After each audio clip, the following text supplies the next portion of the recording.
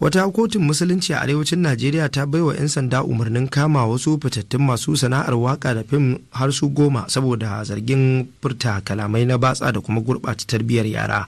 Domin jin ra'ayin masharhanta kan al'adu, wato Mikel bin Hassan Gidigo ya yi mana tsokaci akan wannan mataki.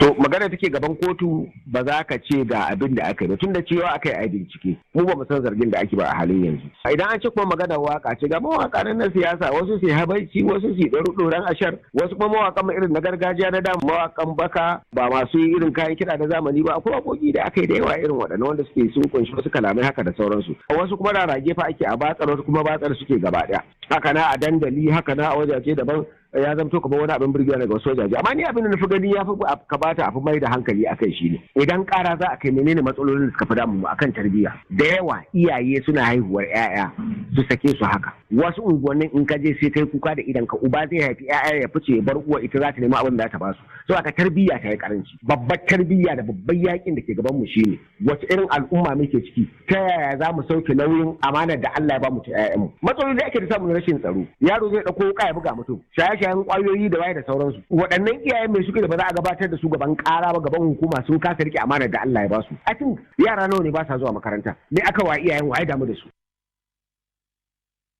Mikael bin Hassan Gidigo kenan.